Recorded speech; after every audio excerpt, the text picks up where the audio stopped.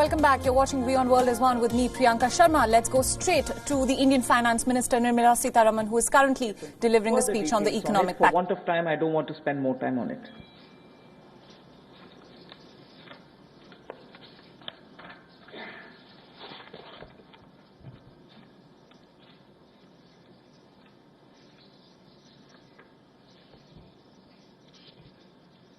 निजी कंपनियों को जो नॉन कन्वर्टेबल डिबेंचर्स को स्टॉक एक्सचेंज पर रखती हैं, उनको लिस्टेड कंपनियों के रूप में नहीं माना जाएगा, लेकिन भारतीय कंपनियों को, इंडियन पब्लिक कंपनीज को ये अधिकार दिया जाएगा कि वो जायज विदेशी अधिकार क्षेत्र में अब पब्लिक कंपनीज को डायरेक्टली लिस्ट करवा सकती हैं, सिक्योरिटीज को डायरेक्टली लिस्ट करवा सकती हैं, उसकी अनुमति उनको दी जाएगी। The next one relates to a major step in that we would like to announce a public sector enterprise policy.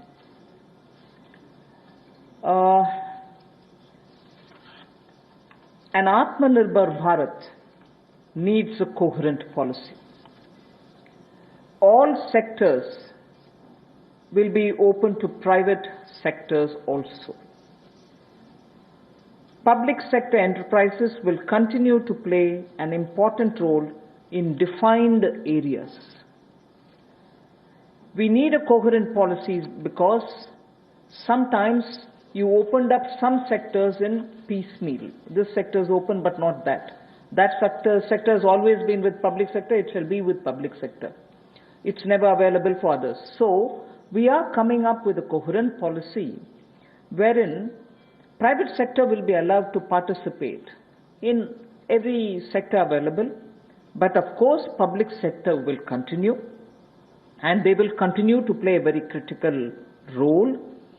And public sector, when I say public sector, I mean public sector enterprises. Public sector enterprises will continue to play a very important role, and we shall now define the areas in which their presence will be impactfully felt. So the Government of India will announce a new policy which will broadly categorize strategic sectors and the others. And the strategic sectors in which the PSE, public sector enterprises, will be present will be notified. In those notified sectors where PSV, public sector enterprises will be present,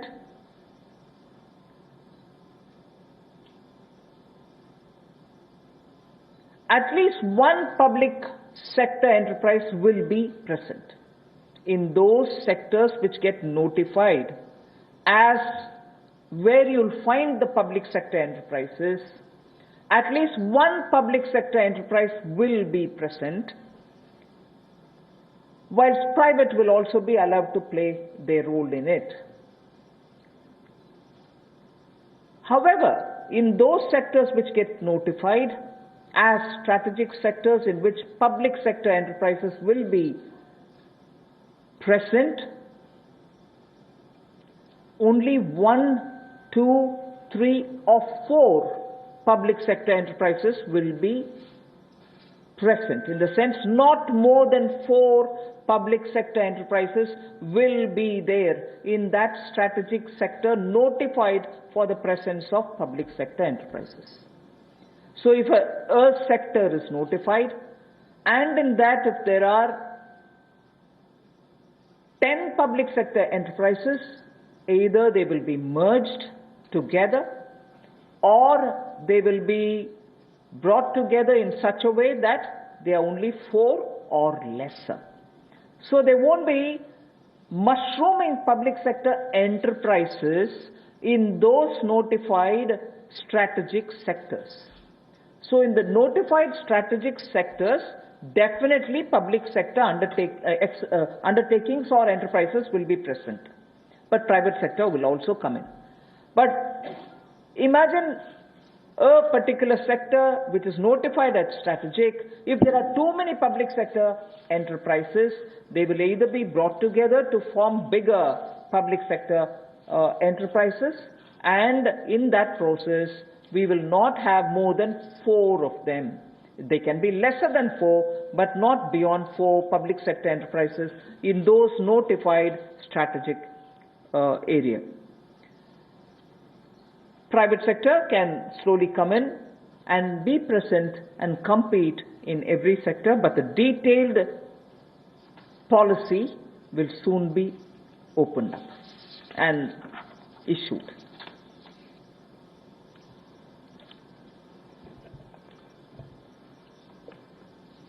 Bharat और दुनिया में पिछले कुछ दशकों में बड़े बदलाव आए हैं, इसलिए पब्लिक सेक्टर एंटरप्राइजेस को लेकर भी एक नई नीति की आवश्यकता है, जिससे हम ये तय कर पाएं कि एक लिस्ट हो जहां पर स्ट्रैटेजिक सेक्टर्स हमारे जो हैं उनको तय किया जाए, ताकि जो हमारे सरकारी उपक्रम हैं उनके बारे में क्या क्या निर्णय किए जा सकते हैं। ये जो लिस्ट स्ट्रैटेजिक सेक्टर्स की बनेगी, इसको पब्लिक इंटरेस्ट को यानी कि जनहित को, राष्ट्रहित को और राष्ट्रीय सुरक्षा को ध्यान में रखते हुए बनाया जाएगा, और इससे बाहर जो कंपनियां रह जाएंगी उनको प्राइवेटाइज करने के अवसर दिए जाएंगे, जहां पर प्राइवेट प्लेयर्स आकर आ सकते हैं।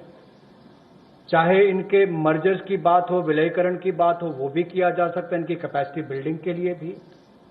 और पीएससीज को प्राइवेटाइज करने के लिए समय पर, जब उचित समय होगा, बाजार को देखकर कि कब इसका निजीकरण करना चाहिए, मार्केट के हालात और प्रशासनिक साध्यता को देखकर जनहित में वो भी लिया जाएगा। और ये जो लिस्ट है पीएससीज की, इसको तैयार किया जाएगा, लेकिन स्ट्रैटेजिक सेक्टर्स में कम से कम एक ये पब्लिक सेक्टर एंटरप्राइज सार्वजनिक उपक्रम बना रहे, इसके लिए हम लगातार नीति में रहेगा, और बाकी प्राइवेट सेक्टर भी उसमें आकर काम कर सकते हैं, इसकी अनुमति उनको होगी। तो कुल मिलाकर जब विलय कर, जैसे हमने बैंकों को 4 को 1 कर दिया, तो उनका जो वेस्टफुल एक्सपेंडिचर है वो भी कम होता है। 4 दफ्तरों की बजाय 1 दफ्तर में चलेंगे, 4 सीईओज की बजाय 1 चाहिए होगा। उसी तरह से उनके खर्चे कम करके उनको मुनाफा भी आता है और लोगों को भी सुविधाएं ज्यादा मिलती हैं। तो इनको चाहे प्राइवेटाइज करने की बात हो, मर्जर करने की बात हो, या किसी होल्डिंग कंपनी के अंतर्गत लाने की बात हो, ये सारी रिफॉर्म्स उस दिशा में की जाएंगी ताकि हमारे सार्वजनिक उपक्रम अच्छा कर सकें। स्ट्रेटेजिक सेक्टर में कम से कम 1 सार्वजनिक उपक्रम रहेगा, प्राइवेट प्लेयर्स आ सकते हैं, लेकिन जो बाकी हैं उसके बाहर उनका निजीकरण करने की अनुमति होगी। I move to the last of the steps today before we go to talking about other matters. Supporting state governments.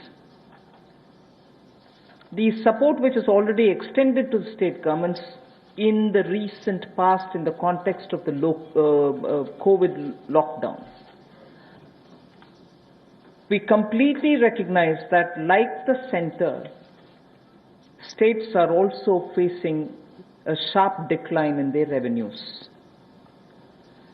Despite all this, we have consistently extended the support which is needed to be extended to the states, particularly because they are at the front end of fighting the COVID pandemic. Taxation devolution, if everything had been normal, as per the budget estimates, what had to be devolved to the states, we have devolved. 46,038 crores was devolved in April, which is based on the calculation provided in the budget, based on the BE, and that devolution happened as though everything is normal, as was presented in the budget. But of course, after budget, things did change because of the pandemic. But 46,038 crores has been devolved based on the budgetary estimates. Next, revenue deficit grants to the states, 12,390 crores, was given on time. We have not, because our revenues or, there are difficulties, we have not held back. And it's our duty. I'm not saying I've done a favor. It's our duty. We've given it. Revenue deficit grants to the states of 12,390 crores was given on time in April and May despite centers' stressed resources.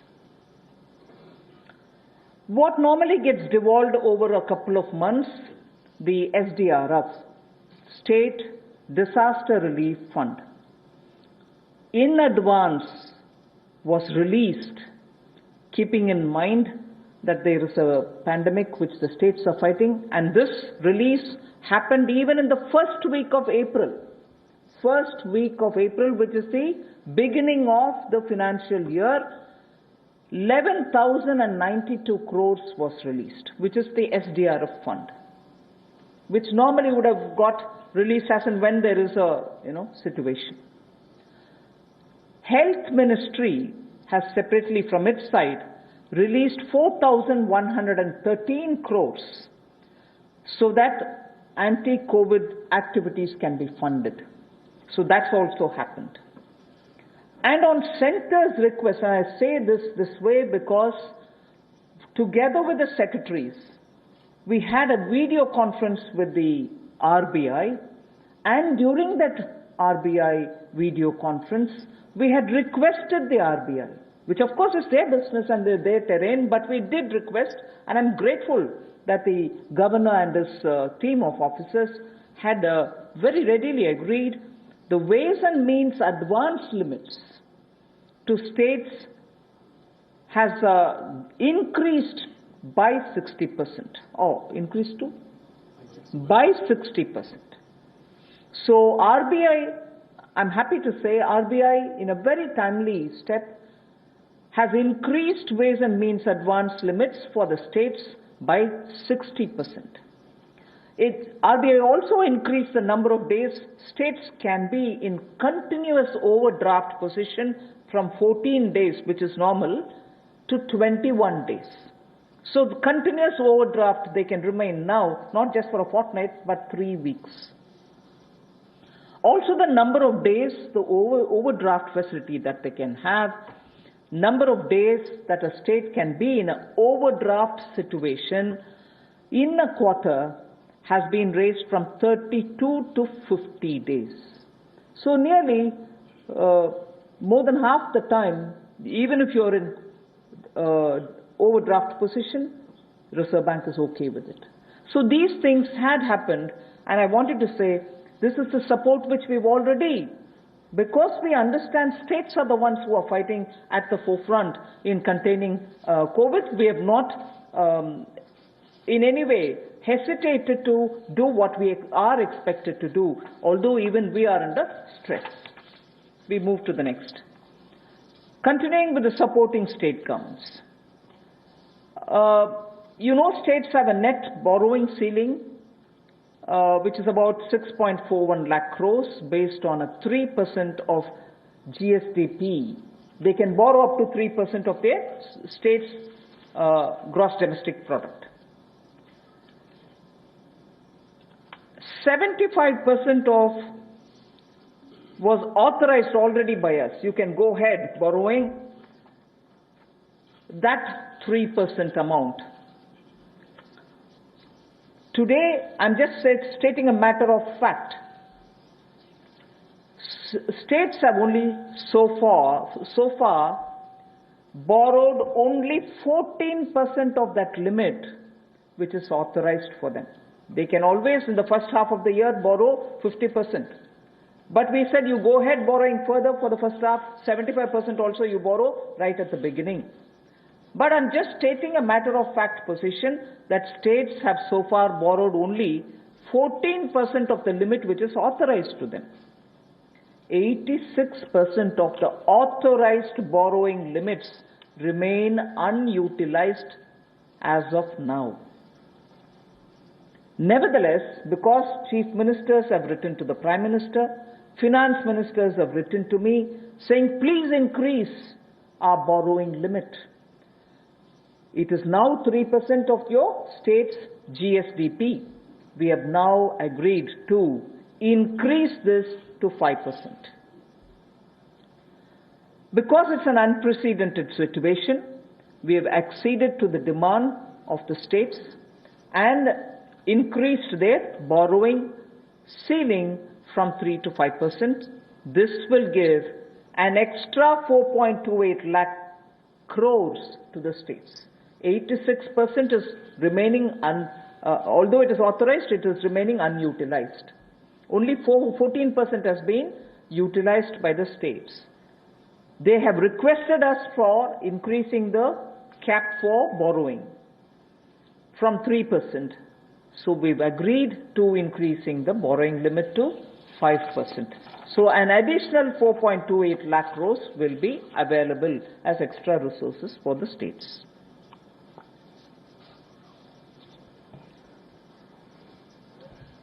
हाल ही में राज्य और केंद्र की आय में भी भारी कमी आई है और जब इस महामारी के समय में दोनों को ही बहुत आवश्यकता है तो इस समय में केंद्र ने लगातार खुले दिल के साथ राज्यों की मदद करने का काम किया है, जो हमारी जिम्मेदारी है। और यही नहीं, जो डेवोल्यूशन ऑफ टैक्सेस है, अप्रैल के महीने में 46,038 करोड़ रुपया ये राज्यों को दिया गया। और ये जैसा हमने बजट एस्टिमेट्स में पूरा प्रावधान किया था, लेकिन अभी किसी को पता नहीं अगले कुछ महीने कैसे जाएंगे, हमने उसी को ध्यान में रखते हुए 46,038 करोड़ रुपया ये डेवोल्यूशन ऑफ टैक्सेस के रूप में राज्यों को दिया है। हालांकि हमारे अपनी उसमें डिक्लाइन हुई है, उसमें चलते हुए भी जो रेवेन्यू डेफिसिट ग्रांट है ये भी 12,390 करोड़ रुपया अप्रैल के महीने में और मई के महीने में दिया गया। हमारी अपनी आर्थिक संकट थे उसके बावजूद दिए गए हैं। और स्टेट डिजास्टर रिस्पांस फंड ये भी अप्रैल के पहले हफ्ते में 11,092 करोड़ रुपया राज्यों को दिया गया। 4,113 करोड़ रुपया हेल्थ मिनिस्ट्री के माध्यम से डायरेक्ट एंटी कोविड एक्टिविटीज के लिए दिया गया। और जो माननीय वित्त मंत्री जी ने और हमारे बाकी अधिकारियों ने आरबीआई से वीडियो कॉन्फ्रेंस के माध्यम से आरबीआई गवर्नर से अनुरोध किया था कि राज्यों की वेज एंड मीन्स एडवांसेस को उसकी लिमिट को बढ़ाया जाए। हमारी जो मांग थी और जो राज्यों की भी मांग थी, ये तो राज्यों की मांग के अनुरूप या उससे ज्यादा भी हमने वेज एंड मीन्स एडवांसेस की लिमिट को 60% बढ़ाया है। और जो नंबर ऑफ डेज कि कितने दिन तक लगातार राज्य ओवरड्राफ्ट रख सकते हैं, उस सीमा को भी 14 दिन की बजाय 21 दिन किया गया। और एक तिमाही में कुल कितने दिन आप ओवरड्राफ्ट रख सकते हैं उसको भी 32 दिन से बढ़ाकर 50 दिन किया गया है। एक तिमाही में 50 दिन तक ओवरड्राफ्ट अब राज्य रख सकते हैं। उस दिशा में भी ये केंद्र ने जो अनुरोध आरबीआई से किया था वो सब उन्होंने किया है, इसलिए हम उनका शुक्रिया भी अदा करते हैं। अब बोरिंग की बात आती है, उसमें राज्यों ने मांग की थी कि जो उनका सकल राज्य घरेलू उत्पाद है उसके 3% की बजाय, यानी कि उनकी जीएसडीपी के 3% की बजाय उससे बढ़ाकर उनको अवसर दिए जाए। तो इसमें भी माननीय वित्त मंत्री जी और प्रधानमंत्री जी ने जो राज्यों की बोरिंग की सीलिंग है उसको बढ़ाया है और इसको 3% से बढ़ाकर विशेष बढ़ोतरी की है। 3% से बढ़ाकर 5% किया है, जो लगभग 70% की वृद्धि है। लेकिन जो अभी भी हमने इससे पहले उनको अनुमति दी थी कि जो आपका 3% भी है आप उसका ज्यादा पैसा पहले रेज कर सकते हो, पहले तिमाही में, इन 2 महीनों में। उसमें भी जो 75% उनको ऑथराइज किया था मार्च महीने में, और राज्यों के ऊपर हमने छोड़ दिया था कि आप जितना लेना चाहें 75% तक आप ले सकते हैं, उसमें भी केवल 14% तक ही उन्होंने अपनी जो ऑथराइज लिमिट थे उसका बोरो किया है। 86% अभी तक भी उन्होंने उसका इस्तेमाल नहीं किया। लेकिन उसके बावजूद हम इसको 3% से बढ़ाकर 5% कर रहे हैं।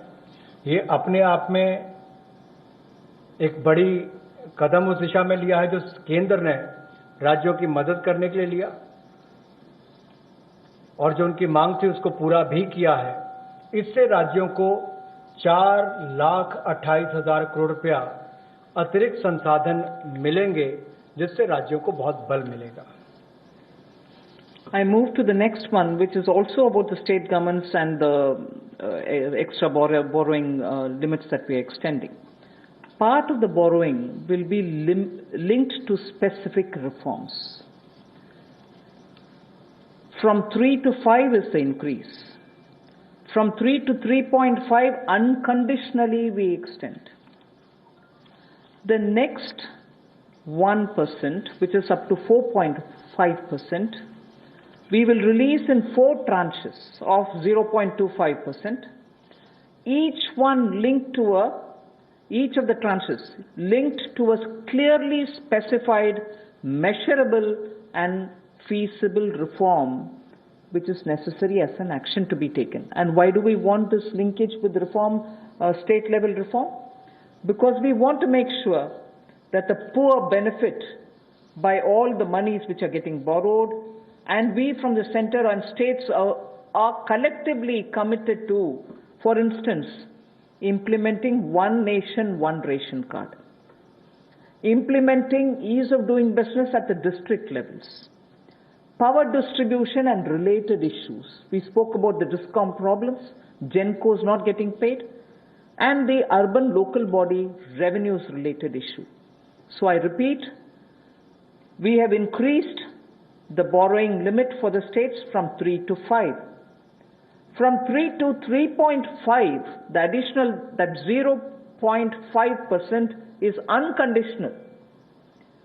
After that, up to 4.5, that 1% increase will be released in 4 tranches, and each one of those tranches will be linked to reforms which have to be taken with specified, measurable, feasible action.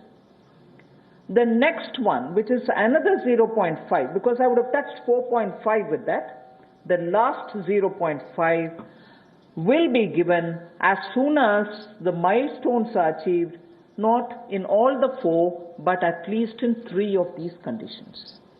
So if you're talking of one nation, one ration card, ease of doing business, power distribution related matters, urban local bodies matter, there are 4. From among the 4, if at least 3 are completed, the last 0.5% will be released. So 3.5 unconditional, another 1% in 4 tranches linked to 4 of those different measures, and the last 0.5 to be released once at least 3 of those 4 are achieved. पिछले कुछ दिनों में आत्मनिर्भर भारत के 20 लाख करोड़ के package के साथ आपने बहुत सारी रिफॉर्म्स भी केंद्र सरकार के द्वारा लाई गई। ये ऐतिहासिक भी थी, और मैं तो कहूँगा अगर भारत के संदर्भ में 2020 को 2020 को देखा जाएगा तो ये ईयर ऑफ रिफॉर्म्स के रूप में देखा जाएगा।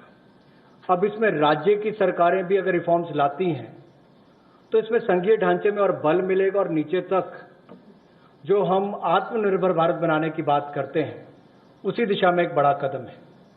तो 3% से जो 5% तक जो अपने जीएसडीपी के मुकाबले उनको पैसा रेज करने के लिए अनुमति दी गई है, उसमें कुछ रिफॉर्म्स के साथ हमने उसको जोड़ा है, 4 क्षेत्रों के लिए जोड़ा है, जिसमें one nation one ration card हो, जिससे सबसे बड़ा लाभ प्रवासी मजदूरों को मिलेगा, गरीब लोगों को मिलेगा। ईज ऑफ डूइंग बिजनेस में जहां बाकी रिफॉर्म्स हमने एमएसएमई सेक्टर की परिभाषा या essential commodity act APMC act में बदलाव करने से की हो, power reforms power distribution sector के लिए, उसी तरह से अर्बन लोकल बॉडीज में आय के साधन कैसे बढ़े ताकि आने वाले समय में ये जो कर्जा राज्य की सरकारें ले रही हैं इनके ऊपर बोझ ना बने और इनके अपने आय के साधन भी बढ़े, रिफॉर्म्स भी ला सकें, उस दिशा में बड़ा कदम है।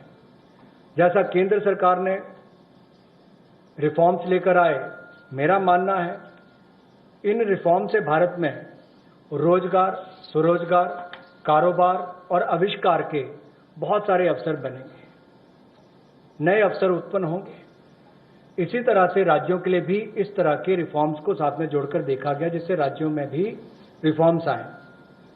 तो इसमें जो पहला 0.5% है, यानी कि आधा प्रतिशत है, वो अनकंडीशनल है, उसके लिए कोई कंडीशन नहीं है।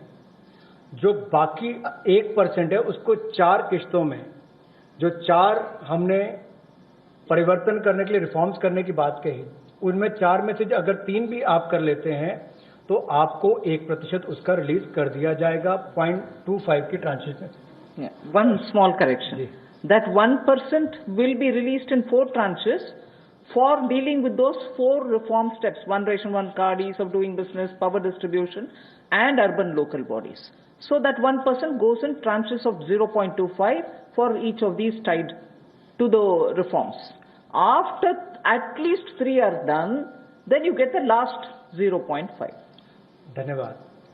ये जो 4 रिफॉर्म्स की बात कहेगी, जब आप इस माइलस्टोन को अचीव करेंगे तो 0.25% के हिसाब से आपको उसको मिलेगा, जो 1% आपका बनता है।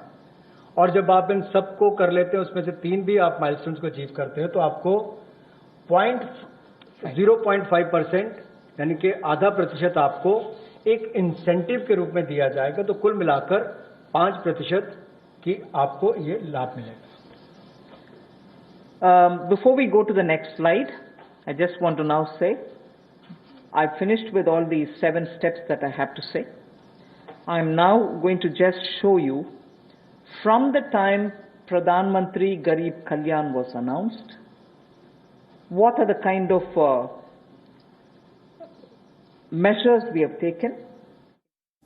That was the Indian Finance Minister Nirmala Sitharaman announcing a huge and final tranche in India's economic stimulus package to revive the economy. We'll bring you all the highlights in our next bulletin. Stay tuned to WION. Global News continues on the other side.